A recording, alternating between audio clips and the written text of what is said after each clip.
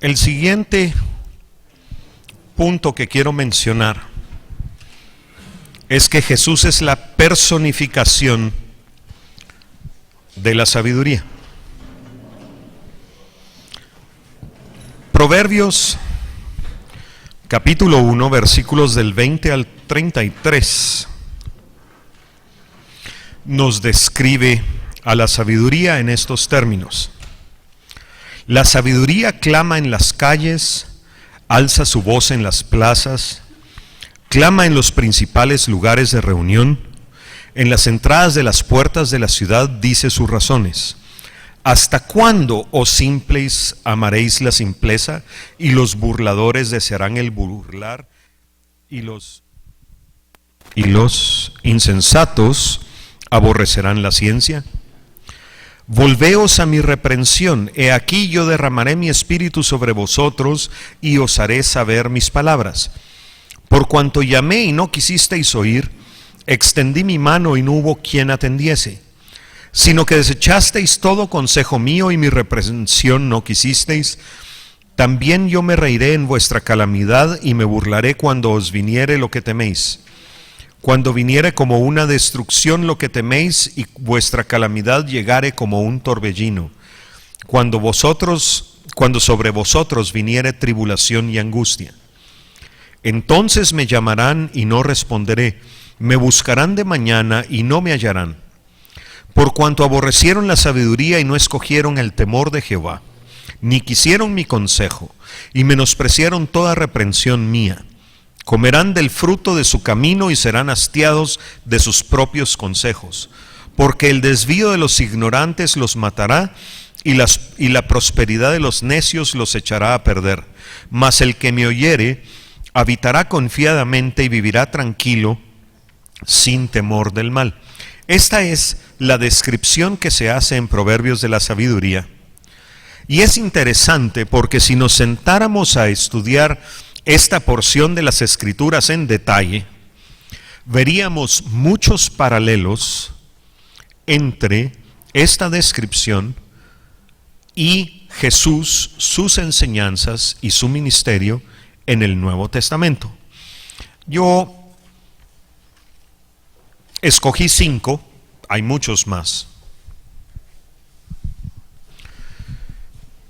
pero sí hay una serie de paralelos por los cuales podemos decir con tranquilidad que Jesús es la personificación de la sabiduría. El primero, Proverbios 1, 20 y 21 dice, la sabiduría clama en las calles, alza su voz en las plazas, clama en los principales lugares de reunión, en las entradas de las puertas de la ciudad dice sus razones.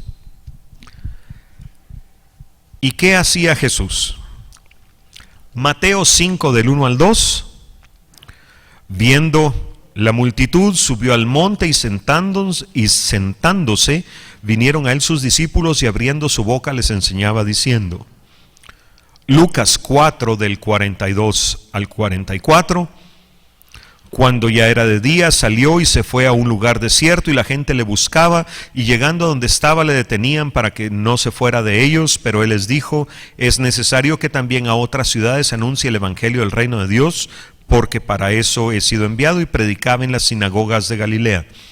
Así como la sabiduría clama en las calles, las plazas, los principales lugares de reunión, etcétera, etcétera, etcétera, su mensaje, Jesús hacía exactamente lo mismo. Hablando del Espíritu, un segundo paralelo. Proverbios 1:23 dice, volveos a mi reprensión, he aquí yo derramaré mi espíritu sobre vosotros y os haré saber mis palabras.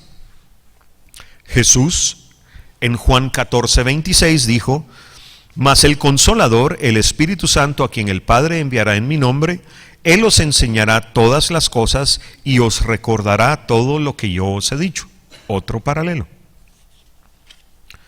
Un tercero, pensando en aquellos que no quieren oír. Proverbios 1:24.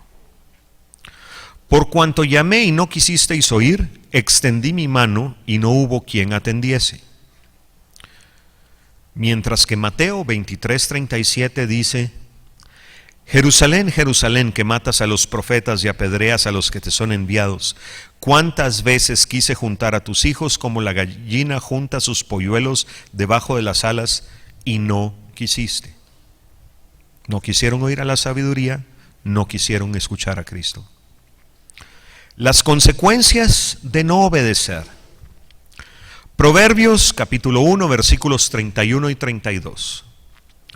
Comerán del fruto de su camino y serán hastiados de sus propios consejos, porque el desvío de los ignorantes los matará y la prosperidad de los necios los echará a perder.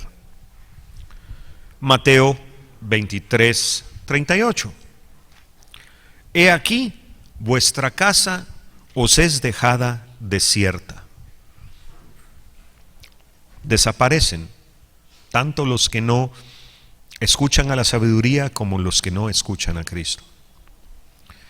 Y hablando de la salvación o de estar seguros, Proverbios capítulo 1 versículo 33 dice: Mas el que me oyere habitará confiadamente y vivirá tranquilo sin temor del mal. Y Mateo 7 del 24 al 25 dice: Cualquiera pues que me oye estas palabras y las hace, le compararé a un hombre prudente que edificó su casa sobre la roca. Descendió lluvia y vinieron ríos y soplaron vientos y golpearon contra aquella casa y no cayó, porque estaba fundada sobre la roca. Hay más, solo mencioné 5. Les dejo de tarea que busquen los otros. Ahora, al igual que a Jesús, quien busca la sabiduría la encuentra. Proverbios 8, del 17 al 18. Yo, está hablando la sabiduría, amo a los que me aman y me hallan los que temprano me buscan. Las riquezas y la honra están conmigo, riquezas duraderas y justicia. Y realmente lo único que tenemos que hacer es pedirle sabiduría a Dios. Mateo 7:8 nos dice: porque todo aquel que pide recibe, y el que busca halla, y al que llama se le abrirá. Dios da abundante sabiduría a aquel que lo busca a Él y se la pide. Ahora, no solo debemos ser sabios, también nuestra sabiduría debe ser vista por otros. Y esto tiene 2 aspectos. El primero está en Efesios capítulo 10, versículos 11 y 12, donde dice: para que la multiforme sabiduría de Dios sea ahora dada a conocer por medio de la iglesia a los principados y potestades en los lugares celestiales, conforme al propósito eterno que hizo en Cristo Jesús nuestro Señor. Nosotros, la iglesia, debemos llegar a ser sabios para que sea testimonio a los ángeles que no guardaron su dignidad. Eso es lo que le dice Pablo a los efesios. Pero también hay personas que necesitan consejos sabios. El primero soy yo, que conste. Y es nuestra responsabilidad, si lo queremos ver así, ser al menos hermanos y hermanas mayores de aquellos que están empezando y dar el mejor consejo que podamos dar. Colosenses capítulo 3 versículo 16 dice: la palabra de Cristo more en abundancia en vosotros, enseñándoos y exhortándoos unos a otros en toda sabiduría, cantando con gracia en vuestros corazones al Señor con salmos e himnos y cánticos espirituales, enseñándonos y exhortándonos unos a otros con toda sabiduría. Eso es parte de lo que una comunidad cristiana normal debería vivir todo el tiempo. Otro concepto acerca de la sabiduría. La sabiduría viene de Dios, no de los años. Es cierto, Aquel que tiene a Dios y tiene años, ha acumulado experiencia y su relación con Dios puede usar esa experiencia para ayudar a otros. Pero el elemento principal es la relación con Dios, no la edad. Job, capítulo 36, versículos del 7 al 9 dice, y aquí está Eliú hablando: yo decía, los días hablarán, o sea, la edad, y la muchedumbre de años declarará sabiduría. Ciertamente espíritu hay en el hombre y el soplo del Omnipotente le hace que entienda. Pero eso no ocurrió. Él esperaba que los 3 amigos de Job, que eran mayores que él, tuvieran palabras de sabiduría y no las tuvieron. Entonces, en el versículo 9 del capítulo 32, Eliú dice: no son los sabios los de mucha edad, ni los ancianos entienden el derecho. Los amigos de Job trataron de hablarle a Job acerca de principios. Y es cierto, hay principios generales que son correctos, pero Eliú entendía que los principios generales no siempre son aplicables. Les voy a poner un ejemplo. Vayamos a Deuteronomio capítulo 5 versículos 8 y 9, donde dice: no harás para ti escultura ni imagen alguna de cosa que está arriba en los cielos, ni abajo en la tierra, ni en las aguas debajo de la tierra. No te inclinarás a ellas ni las servirás, porque yo soy Jehová tu Dios, fuerte, celoso, que visito la maldad de los padres sobre los hijos hasta la 3ª y 4ª generación de los que me aborrecen. Esa herencia de maldición de la 3ª y la 4ª generación es un principio en la Biblia que es cierto. Pero en el Nuevo Testamento, en el capítulo 9 de Juan, versículos del 1 al 3, había un hombre ciego de nacimiento. Al pasar Jesús, vio un hombre ciego de nacimiento y le preguntaron sus discípulos diciendo: Rabí, ¿quién pecó, este o sus padres, para que haya nacido ciego? Lo que le estaban preguntando es qué caso era el que se cumplía, si era la maldición heredada de Deuteronomio 5:9 o si su propio pecado le había acarreado la ceguera. Y lo que Jesús responde es que el caso de ese ciego de nacimiento no era parte de la regla general. Les dice: no es que pecó este ni sus padres, sino para que las obras de Dios se manifiesten en él, y le dio la vista. No siempre los principios aplican. Y esto es importante. Si solo vivimos de principios, de logos, y no recibimos el rema, el caso específico, podemos perder lo que Dios nos quiere decir. Fue lo que le pasó a los reformadores cuando quemaron a los anabautistas en la iglesia, como lo mencioné lunes o martes. No entendieron que Dios estaba dando un rema y los quemaron. Finalmente, quiero mencionar que es inútil buscar sabiduría fuera de Dios. Job, capítulo 28, versículos del 12 al 23, dice: mas ¿dónde se hallará la sabiduría? ¿Dónde está el lugar de la inteligencia? No conoce su valor el hombre, ni se halla en la tierra los vivientes. El abismo dice: no está en mí, y el mar dijo: ni conmigo. No se dará por oro, ni su precio será a peso de plata. No puede ser apreciada con oro de Ofir, ni con ónice precioso, ni con zafiro. El oro no se le igualará, ni el diamante, ni se cambiará por alhajas de oro fino. No se hará mención de coral ni de perlas. La sabiduría es mejor que las piedras preciosas. No se igualará con ella topacio de Etiopía, no se podrá apreciar con oro fino. ¿De dónde pues vendrá la sabiduría? ¿Y dónde está el lugar de la inteligencia? Porque encubierta está a los ojos de todo viviente, y a toda ave del cielo es oculta.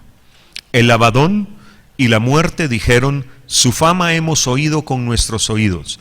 Versículo 23, que es el importante. Dios entiende el camino de ella y conoce su lugar. La sabiduría es invaluable para nuestra vida, pero está escondida a los ojos de todos menos de Dios y aquellos a quienes Dios se las quiera dar. Amén. Entonces, volvámonos personas a quienes Dios quiera hacer sabios. ¿Cómo obtener sabiduría?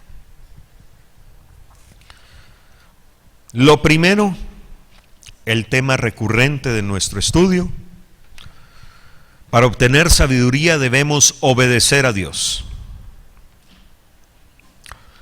Deuteronomio 4, del 5 al 7.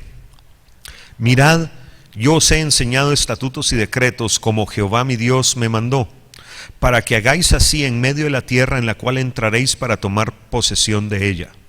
Guardadlos pues y ponedlos por obra, porque esta es vuestra sabiduría y vuestra inteligencia ante los ojos de los pueblos, los cuales oirán todos estos estatutos y dirán: ciertamente pueblo sabio y entendido, nación grande es esta. Porque ¿qué nación grande hay que tenga dioses tan cercanos a ellos como lo está Jehová nuestro Dios en todo cuando le pedimos? Esto era para Israel, pero debido a que Israel solo es figura de la iglesia, se aplica a nosotros. Nuestra sabiduría y nuestra inteligencia es guardar los mandamientos y estatutos de Dios. Tristemente, todavía no cumplimos el final del versículo 6, donde dice que las naciones van a decir que somos pueblo sabio y entendido. Entonces algo no estamos haciendo bien nosotros, porque el versículo 7 sí se cumple y sí es cierto. ¿Qué nación hay que tenga dioses tan cercanos a ellos como lo está Jehová nuestro Dios de nosotros? Eso es válido para nosotros. Dios está no solo cerca, está dentro de nosotros. Entonces, ¿por qué es que no reflejamos la sabiduría de Dios ante el mundo? Órenlo.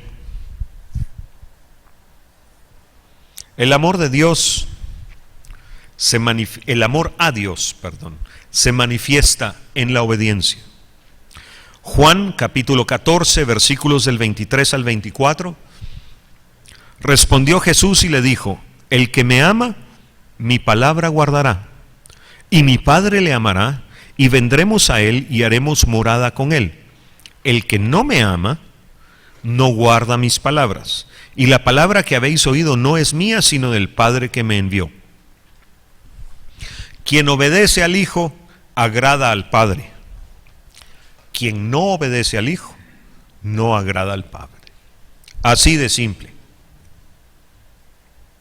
Así de simple. ¿Queremos agradar al Padre? Tenemos que obedecer a Jesucristo. Amén.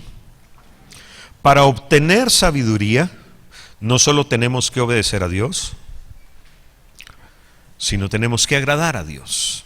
Esto fluye de lo anterior que acabamos de decir. Eclesiastés capítulo 2, versículo 26 dice: porque al hombre que le agrada, Dios le da sabiduría, ciencia y gozo. Mas al pecador da el trabajo de recoger y amontonar para darlo al que agrada a Dios. También esto es vanidad y aflicción de espíritu. Entonces, agrademos a Dios para que no solo amontonemos, para que aquellos que sí agradan a Dios reciban el beneficio. Otra cosa es que para obtener sabiduría tenemos que pedírsela a Dios.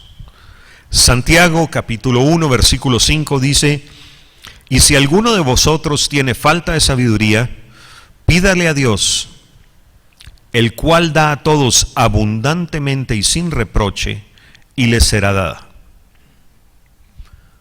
Dios es generoso con los que le buscan con el corazón correcto. Y Santiago 1:5 dice que si le pedimos sabiduría a Dios, Él la va a dar con abundancia. Ahora, tengamos cuidado. Recordemos que Salomón, el hombre más sabio de la tierra, no hizo buen uso en sus últimos años de la sabiduría que recibió. Podemos ser sabios y al mismo tiempo ser tontos. Tengamos cuidado. Para obtener sabiduría, y esto suena obvio, pero para obtener sabiduría tenemos que recibirla de Dios. Daniel 2:21 dice: Él, refiriéndose a Dios, muda los tiempos y las edades, quita reyes y pone reyes, da la sabiduría a los sabios y la ciencia a los entendidos. Sí, Él la da, pero tenemos que recibirla, porque Él, si Él no obliga a nadie con la salvación, tampoco va a obligar a nadie para que reciba la sabiduría. Dios nos la puede poner como un plato frente a nosotros y nosotros decir: no, gracias, no tengo hambre.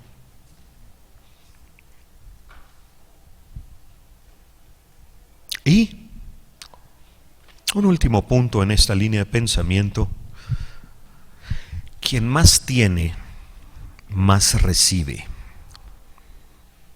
El sabio tiende a volverse más sabio y el necio tiende a volverse más necio. Mateo 13:12: porque a cualquiera que tiene se le dará y tendrá más, pero al que no tiene, aún lo que tiene le será quitado. Si tenemos, aunque sea un poquito de sabiduría, y vivimos de acuerdo a la luz que hemos recibido de Dios, nos será dada más sabiduría. Pero si no vivimos de acuerdo a la luz que hemos recibido de Dios, hasta lo poquito que tenemos nos será quitado y nos volveremos necios. Veamos algunos ejemplos en la Biblia acerca de hombres que recibieron sabiduría de parte de Dios. Acabo de mencionar a Salomón como una voz de alerta, pero tenemos que aceptar que Salomón pidió sabiduría por la razón correcta.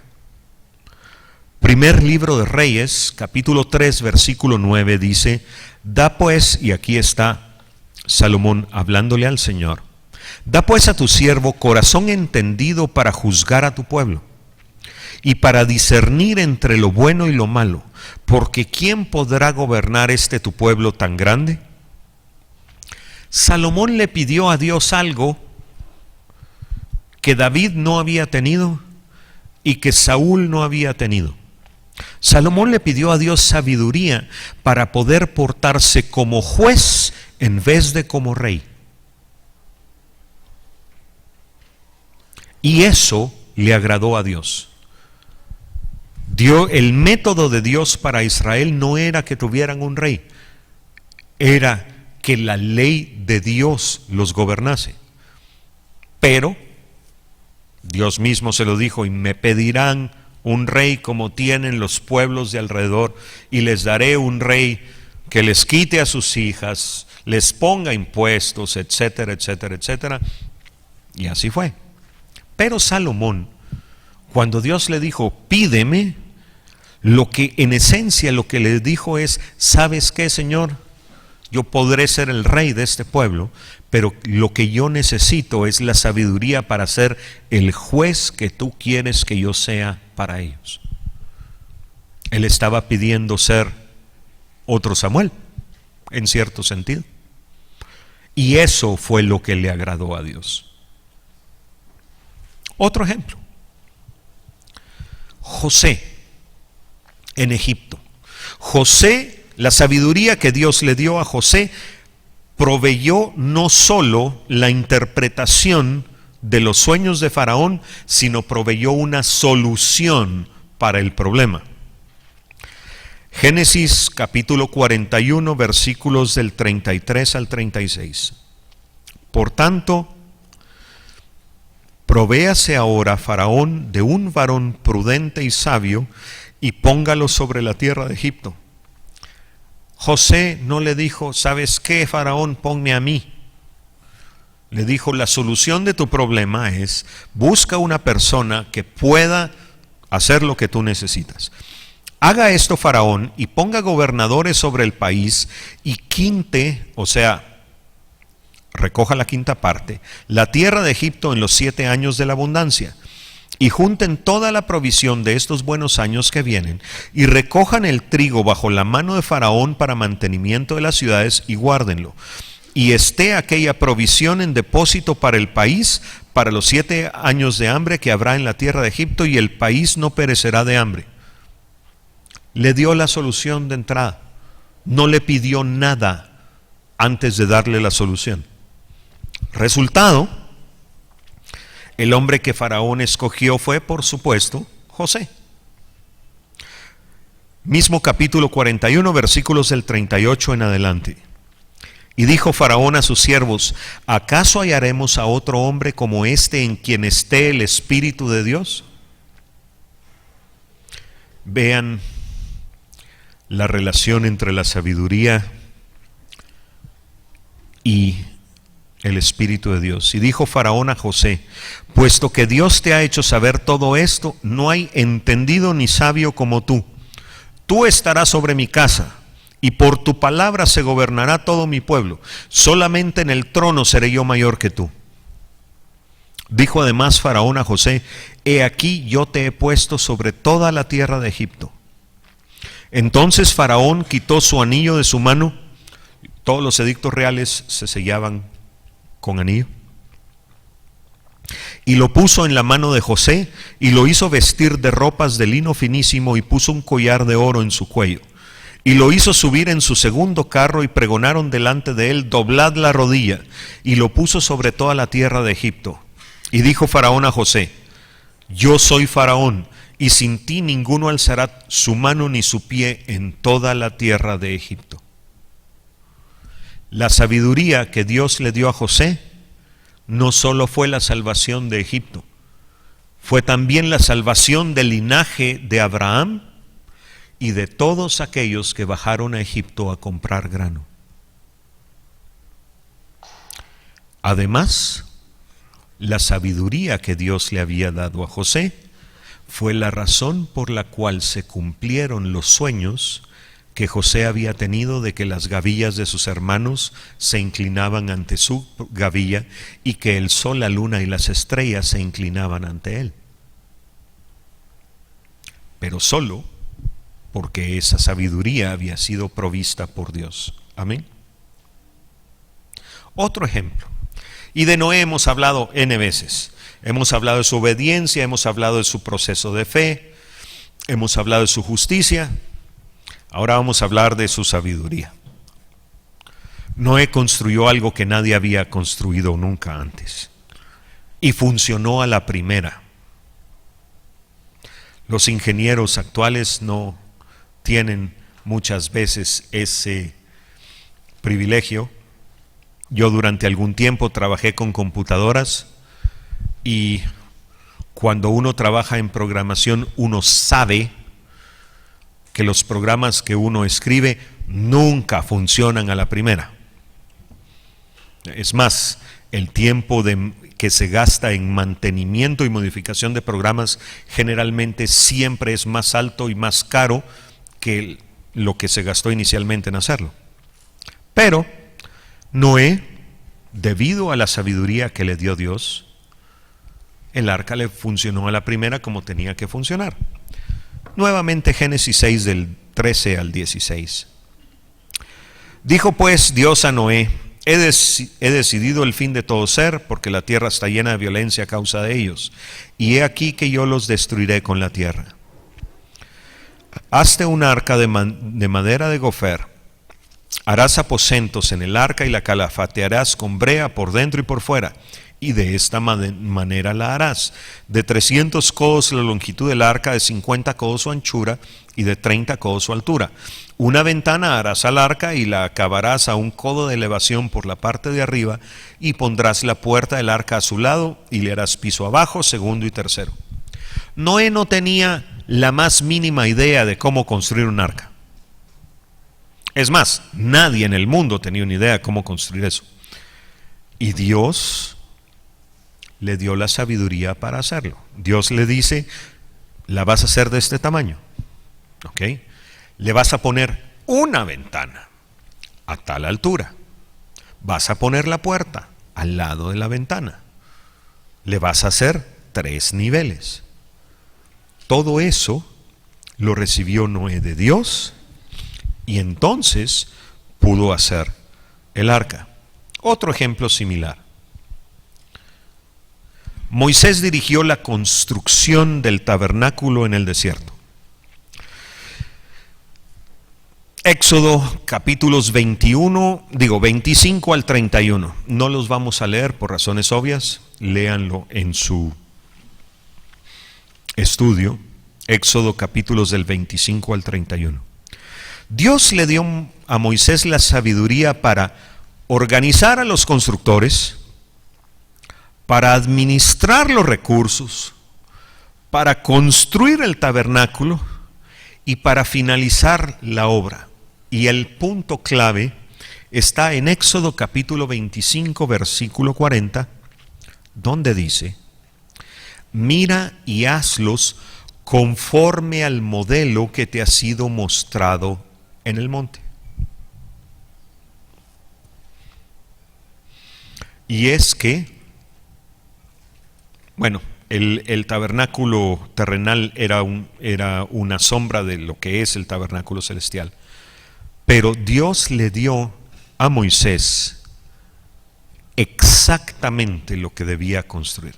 Le dio la sabiduría necesaria, le da el modelo del tabernáculo y le dice: yo he puesto mi espíritu sobre los artesanos para que hagan las cosas. Moisés sabía qué tenía que hacer, contaba con la mano de obra para hacerlo, contaba con los recursos para hacerlo, y Dios le dio la sabiduría para administrar todo eso y cumplirlo.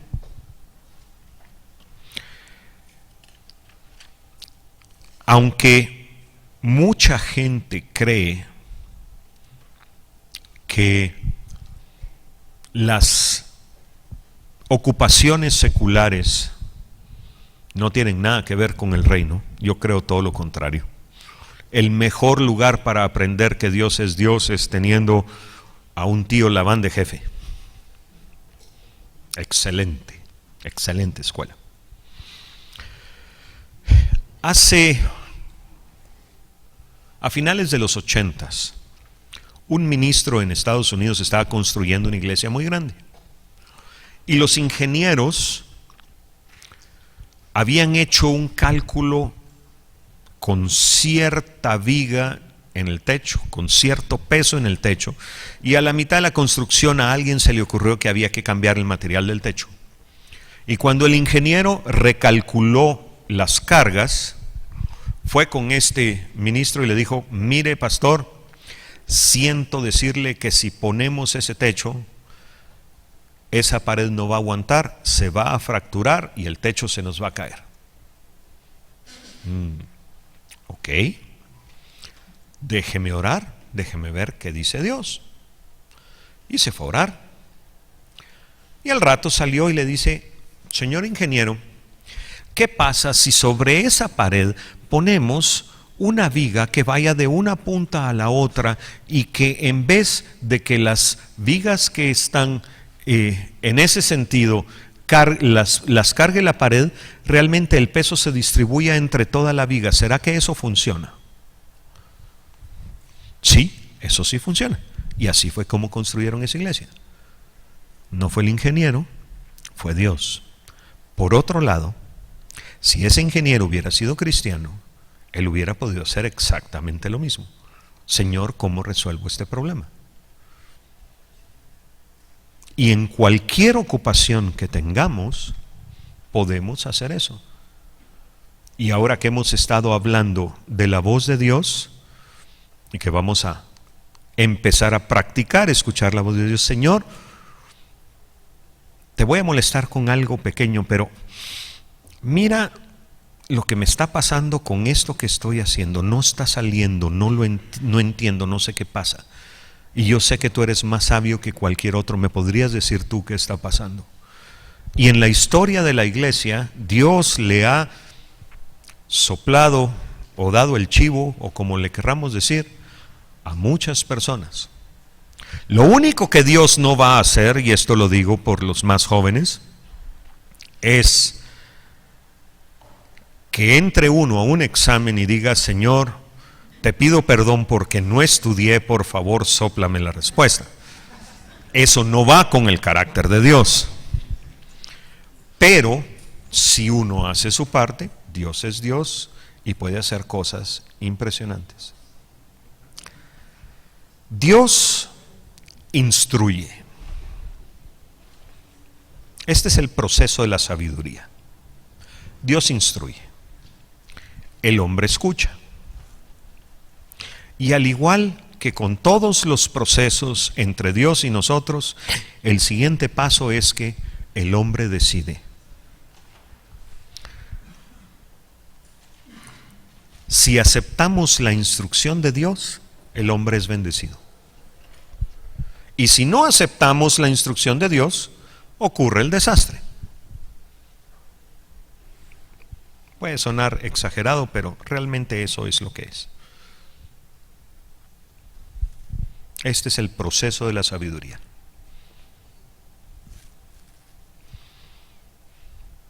Ok, continuemos. Así como hay tres orígenes o tres voces de las cosas que escuchamos, también hay dos orígenes o dos fuentes para la sabiduría. El primero es la sabiduría de Dios, y de eso es de lo que hemos estado hablando durante los últimos minutos. Esa sabiduría perfecta que viene de Dios. Pero también hay otra sabiduría, si la queremos llamar así, la Biblia la llama así, la sabiduría humana. Y vamos a ver qué dice al respecto la Biblia en la Epístola de Santiago, capítulo 3, versículos del 14 al 16. Pero si tenéis celos amargos y contención en vuestro corazón, no os jactéis, o sea, no se enorgullezcan, ni mintáis contra la verdad, porque esta sabiduría no es la que desciende de lo alto, sino terrenal, animal y diabólica. Porque donde hay celos y contención, allí hay perturbación y toda obra perversa. La sabiduría de los hombres es de la tierra, no es del cielo. La sabiduría de los hombres brota del alma, no del espíritu. Por eso es que dice animal, viene de ánima, alma. Y la sabiduría de los hombres, tristemente, viene del diablo, no de Dios. Y obviamente la sabiduría del hombre, y creo que ya lo mencionamos, no es suficiente. Primera carta a los Corintios, capítulo 3, versículos 18 al 20. Nadie se engañe a sí mismo. Si alguno entre vosotros se cree sabio en este siglo, hágase ignorante para que llegue a ser sabio. Porque la sabiduría de este mundo es insensatez para con Dios, pues escrito está, Él prende a los sabios en la astucia de ellos. Y otra vez, el Señor conoce los pensamientos de los sabios, que son vanos. Comparada a la sabiduría de Dios, la sabiduría de los hombres es vana e insensata. Especialmente los maestros que enseñamos las cosas de Dios, necesitamos la sabiduría de Dios. Terrible sería pretender enseñar cosas espirituales y no tener idea de qué estamos hablando. Esdras capítulo 7 versículo 25. Y tú, Esdras, conforme a la sabiduría que tienes de tu Dios, pon jueces y gobernadores que gobiernen a todo el pueblo que está al otro lado del río, a todos los que conocen las leyes de tu Dios, y al que no las conoce, le enseñarás. Para poder enseñar las cosas de Dios, la sabiduría de Dios es indispensable.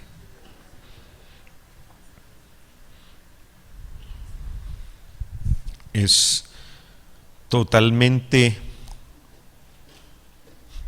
Una vez, por un momento, a la mitad de una prédica, Dios me dio una lección muy interesante. Por un momento, para que yo viera la diferencia, Dios se hizo un paso atrás y me dejó seguir hablando solo con mis propios recursos. Y me quedé, ¿y ahora qué hago? No sabía qué decir. Duró un momento, un instante, yo creo que nadie se dio cuenta, solo yo. Pero me consta la diferencia que hay en hablar de las cosas de Dios cuando Dios lo respalda a uno y cuando es uno el que está queriendo hablar. La sabiduría de Dios está descrita en la carta de Santiago, capítulo 3, versículos 17 y 18. Y nos dice, leámoslo.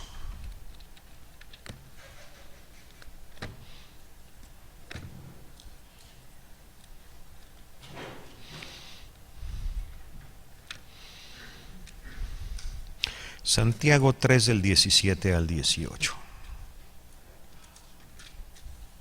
Pero la sabiduría de lo alto es primeramente pura, después pacífica, amable, condescendiente, llena de misericordia y de buenos frutos, sin vacilación, sin hipocresía. Y la semilla cuyo fruto es la justicia se siembra en paz para aquellos que hacen paz. Ok, yo creo que ya todos estamos cansados. Háganme un favor, parémonos un momento. Estirémonos un momento.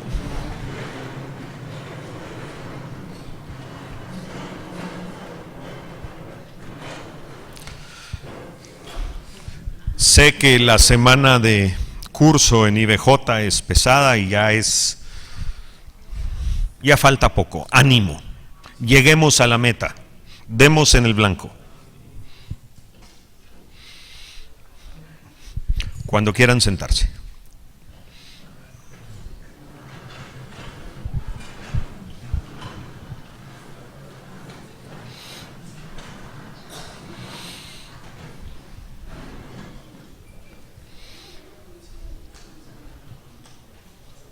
Ok.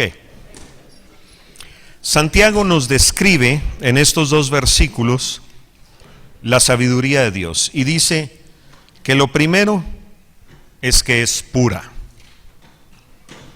o sea, no es mezclada. Yo conocí un productor de leche, él tenía vacas lecheras y él decía, no, dicen que yo le echo agua a mi leche, pero no es cierto. Un quintal de hielo para que no se descomponga le echo nada más. Igual estaba mezclado. La sabiduría de Dios no debe mezclarse. Segundo, la sabiduría de Dios es pacífica, y perdonen que esté mal escrito, ahí dice sabiduría. Hasta hoy me di cuenta, perdón por eso. Es pacífica. Como ejemplo, las cruzadas y la sabiduría de Dios no tienen nada que ver una con la otra. Tercero, la sabiduría de Dios es amable. Cuarto, es benigna. Quinto, está llena de misericordia y de buenos frutos. Sexto, es sin incertidumbre. Y séptimo, es sin hipocresía. Queremos saber si una persona es sabia. Midámosla con esto. Veamos su vida. Si su vida se alinea a esta lista, es una persona sabia. Si medio se alinea, es medio sabia. Y si no se alinea, no lo es. La sabiduría es indispensable, la sabiduría de Dios, para todos los aspectos de nuestra vida.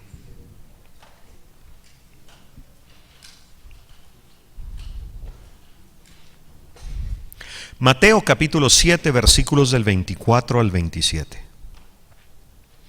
Cualquiera pues que me oye estas palabras y las hace, le compararé a un hombre prudente, sabio, que edificó su casa sobre la roca. Descendió la lluvia, vinieron ríos y soplaron vientos y golpearon contra aquella casa y no cayó porque estaba fundada sobre la roca. Obviamente la roca es Cristo. Aquel que funda su vida, su familia y todo lo que hace sobre Cristo, no importa lo que le venga en contra, prevalece. Versículo 26, pero cualquiera que me oye estas palabras y no las hace, le compararé a un hombre insensato o necio, que edificó su casa sobre la arena, y descendió lluvia, y vinieron ríos y soplaron vientos, y dieron con ímpetu contra aquella casa, y cayó, y fue grande su ruina. En cualquier ámbito de nuestra vida, la sabiduría nos evita muchos problemas. Debemos adquirir sabiduría. Debemos tener la actitud de que estamos dispuestos a pagar el precio necesario para obtenerla. Sabio es aquel que no solo oye la voz de Dios, sino también obedece la voz de Dios. Santiago capítulo 1 versículo 22 nos dice: pero sed hacedores de la palabra y no tan solamente oidores. Y el final del versículo es interesante: engañándoos a vosotros mismos. Y esto describe tristemente a muchos en las iglesias. Pastor, qué buena prédica, gloria a Dios, buenísima. Y si uno les pregunta, ¿y qué dijo el pastor? No sé, pero estuvo buenísima. La oyeron, pero nunca la van a poner en práctica porque ya se les olvidó. Peor aún, aquellos que van a la iglesia, escuchan lo que dice el pastor y por dentro están diciendo: no, está equivocado.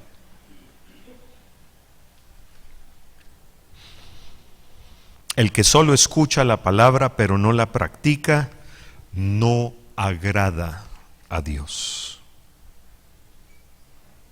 Así de simple.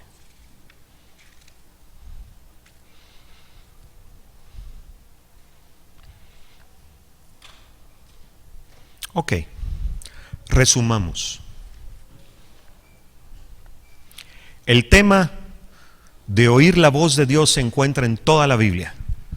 Desde Adán y Eva en el Génesis hasta Juan en el Apocalipsis. Ese sí es un tema recurrente y eso no aparece solo una o dos o tres veces. Yo me atrevería a decir que son o muchos cientos o pocos miles.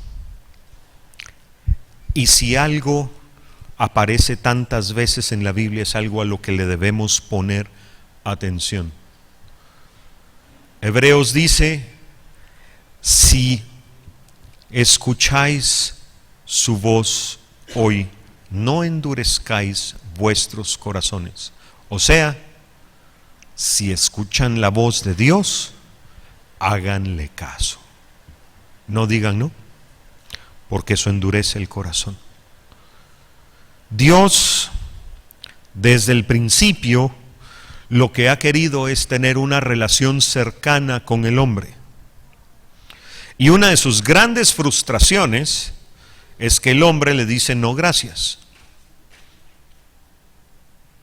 Cuando Adán y Eva pecaron, se escondieron de la presencia de Dios. No es que Dios quisiera dejar de comunicarse con Adán y Eva, fue que Adán y Eva se escondieron debido a su pecado. Y eso se repite una y otra vez a través de la historia de la humanidad. No es Dios que quiera dejar de comunicarse con el hombre, es que el hombre por su pecado se aleja de Dios. Y por eso es que el sacrificio de Cristo fue indispensable. Oír la voz de Dios trae gran responsabilidad. Hemos hablado de que más nos valiera no oír la voz de Dios si no tenemos intención de obedecerla.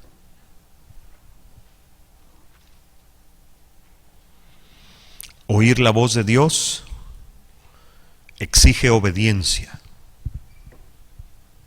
Dios no da sugerencias, Dios da órdenes. Si entendiéramos, y lo mencioné, que siervo quiere decir esclavo, diríamos, Señor, sí, Señor. No, sí lo hago. Hay una historia en el Nuevo Testamento, dice que un padre tenía 2 hijos y el padre le dijo a su primogénito, ve y haz tal cosa, y le dijo, sí, yo lo voy a ir a hacer, y no lo hizo. Y el segundo hijo le dijo al padre, no lo voy a hacer, pero después cambió de opinión y fue e hizo lo que su papá le decía que hiciera. Y la pregunta es, ¿quién de los dos hizo la voluntad de su padre? Oír la voz de Dios exige obediencia.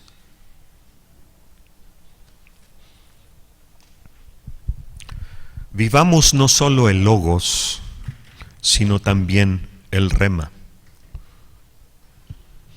El logos, la palabra inmutable de Dios, es indispensable para nosotros, pero tampoco podemos limitar a Dios a logos. Él tiene más, Él es increíblemente creativo. Él de logos saca de vez en cuando una porción y dice, Jorge, ¿sabes qué? Esto es vida para ti hoy, no ayer, no mañana, hoy. O envía un profeta, o habla directamente, y mencionamos a través de este estudio diferentes maneras por las cuales Dios nos puede hablar.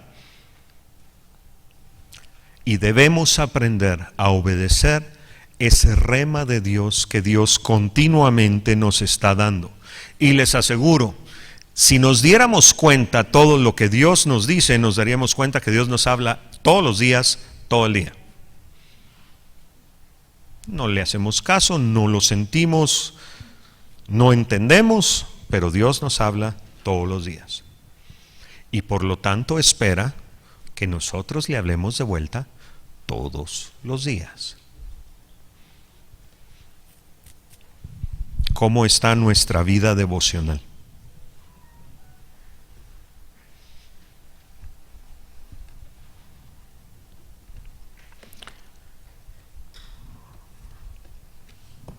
Tenemos un devocional diario, semanal, mensual o anual.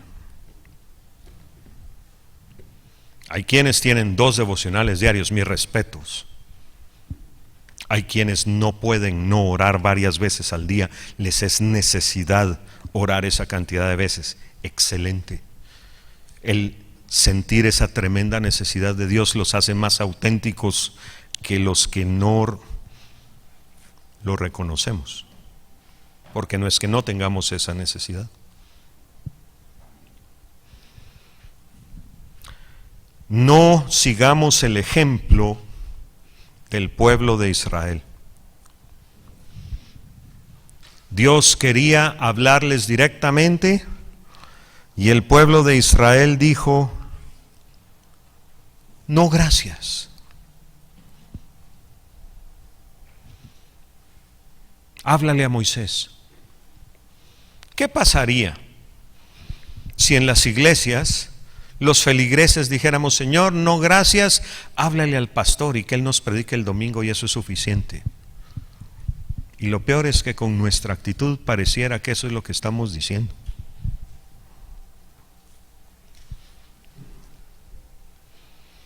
No sigamos el ejemplo de Israel, porque eso sí sería perder el examen con 0. Ni siquiera 59.4 y ver si nos encuentran un 0.1 para que nos aproximen a 60. Eso sí sería perder el examen. Atrevámonos a pasar al siguiente nivel. Y el siguiente nivel consiste en dejar de ser tibios y volvernos una manifestación del fuego de Dios, empezando por escuchar su voz y obedecerla. Quiero leer. ¿Quiénes de ustedes han leído el libro Practicando la Presencia de Dios? ¿Alguno lo conoce? Ok, Pastor Ricardo, sí. Hace poco estuve leyendo la traducción de Ángel Sánchez Escobar de este librito. Es un librito chiquito. Se encuentra en internet, Practicando la Presencia de Dios. Nicholas Herman era un hombre que nació en 1610 en La Lorena. La Lorena es un pedazo de Francia que ha sido de Francia después de Alemania y después de Francia de regreso. Está en la frontera entre Francia y Alemania. Y este hombre pues nació en una familia que no era rica, y el único modo que tenía en ese tiempo de tener un salario razonable o por lo menos comer fue hacerse soldado. Y en una batalla le cayó una bala y lo dejó cojo para el resto de su vida. Entonces, en 1966, estamos hablando siglo XVII, entró a una orden de un monasterio católico de los carmelitas descalzos, y como no sabía ni leer ni escribir, lo único que podía hacer era trabajar en la cocina. Y estuvo allí. Primero trabajó en la cocina, después ya no podía trabajar en cocina, entonces se dedicaba a reparar sandalias. Y murió en el monasterio en 1691 a la edad de 80 años. Pero Dios le dio a este hombre, que estaba en el lugar menos esperado, algo muy interesante. A la mitad de ese monasterio lúgubre, donde no se hubiera esperado que estuviera la presencia de Dios, de repente empezaba una carcajada que venía de la cocina. Y es que Nicholas Herman, conocido como el hermano Lorenzo de la Resurrección, vivía en la presencia de Dios. Tanto John Wesley como A.W. Tozer recomiendan la lectura de este libro porque tiene cosas que, a pesar de que el hombre que las vivió era un religioso carmelita, son importantes aún para nosotros hoy, 1600, 1700, 1800, 1900, 350 años después de que fueron escritas.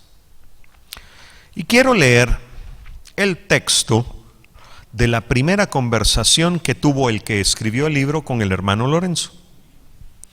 Oigan esto. La primera vez que vi al hermano Lorenzo fue el 3 de agosto de 1666.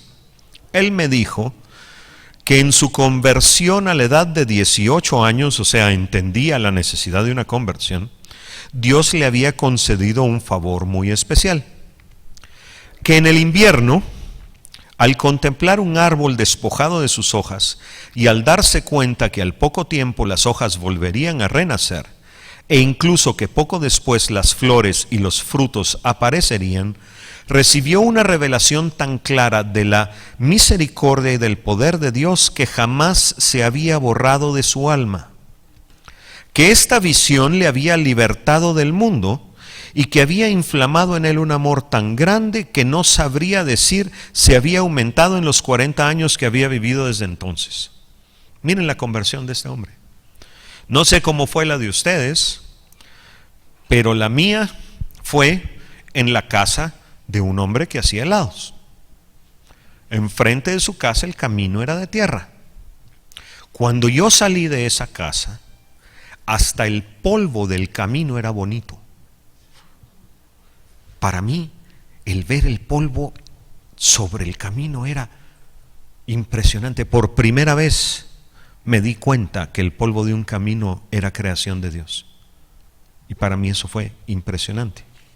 Ok, continuando con el texto de la primera conversación del hermano Lorenzo, que había sido lacayo, sirviente del señor Fugger, el tesorero, y que siendo un tanto corpulento, rompía todo lo que le pasaba por las manos. El hombre era torpe.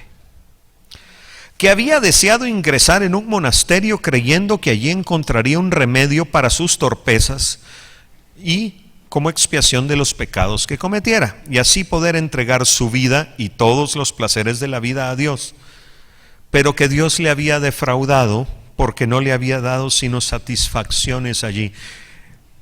Tenía la mentalidad tradicional de que había que entrar a un monasterio para sufrir y así agradar a Dios, y entró al monasterio para disfrutarse su vida con Dios. Que deberíamos afirmarnos en la presencia de Dios mediante un diálogo constante con Él, y que era insensato descuidar tal diálogo al distraernos con asuntos superfluos. Díganme, ¿este hombre conocía a Dios o no? ¿Quería pasar tiempo con Dios o no? Que deberíamos alimentar y sustentar nuestras almas con un elevado concepto de Dios, pues el consagrarnos a Él nos sería altamente grato. Que debemos avivar nuestra fe, que era lamentable que tuviéramos tan poca, y que los hombres, en vez de aceptar la fe como su norma de conducta, se distraían con devociones triviales sin perseverancia alguna. Que el camino de la fe era el espíritu de la iglesia y que eso era suficiente para conducirnos a un alto grado de perfección. Dios santo entendió en medio de un monasterio que la fe era el camino a la perfección. ¿Qué dicen ustedes? ¿Sabía algo? Que debemos entregarnos a Dios, tanto a través de las cosas temporales como espirituales, lo que yo mencionaba. Estar en el ministerio, tener un trabajo secular, realmente es la misma cosa. Y buscar nuestra más íntima satisfacción solamente en el cumplimiento de la voluntad de Dios, sea que Él nos conduzca por un camino de sufrimiento o de consuelo, porque todo lo resiste un alma verdaderamente entregada a Él.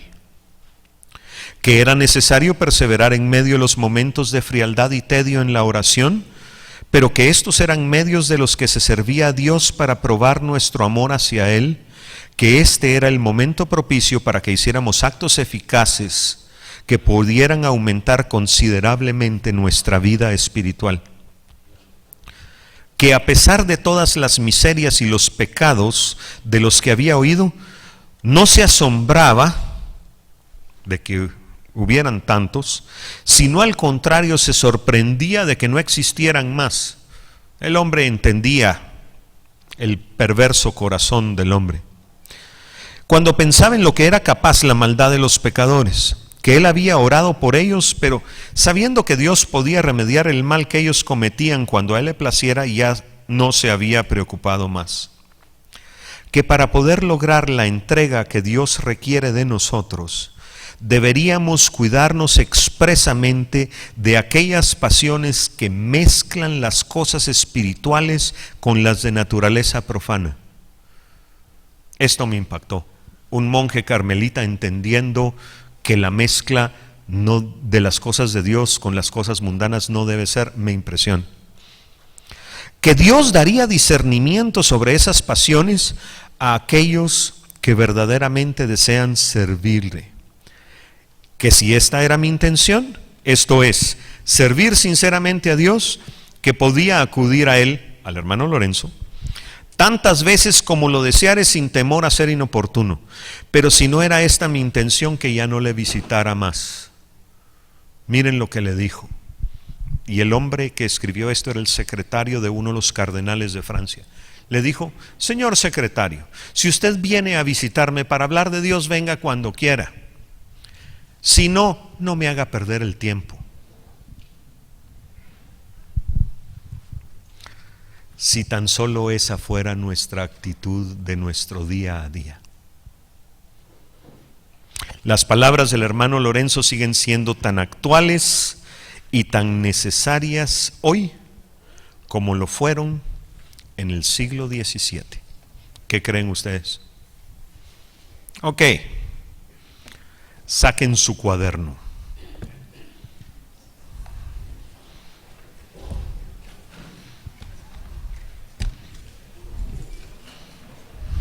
Y para que vean que no les pido algo que yo no hago, aquí está el mío.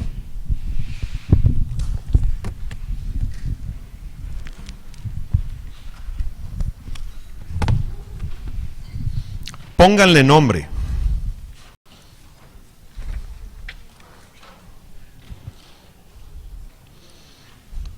Y en la primera página escriban lo siguiente: Dios y yo.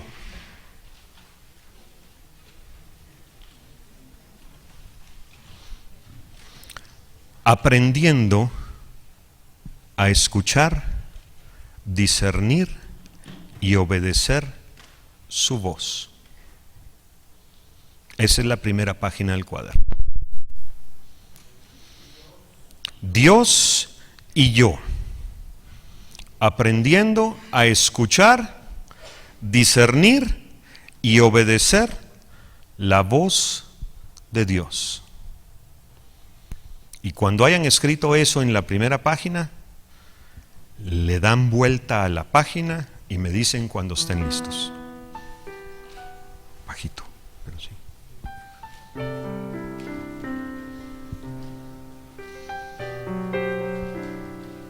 ¿Listos? Ok. Durante los próximos 7 minutos más o menos, olvídense de quien tienen al lado y pídanle al Señor que les hable, y si les dice algo, escríbanlo en esa página del cuaderno. Nadie lo va a leer. Ese cuaderno es entre ustedes y Dios.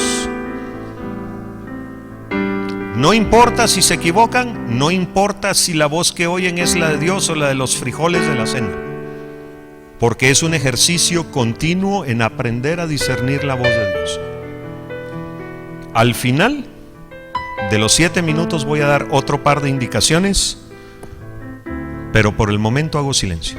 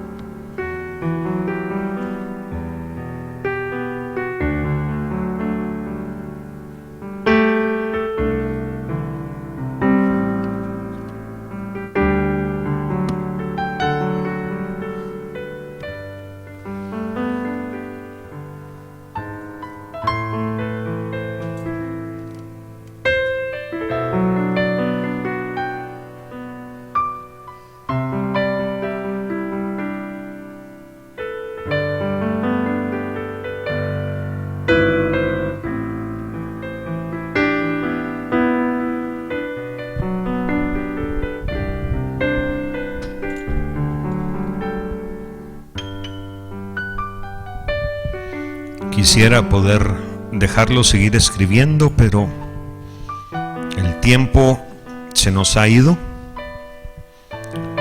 Se me olvidó decir algo, pongan fecha.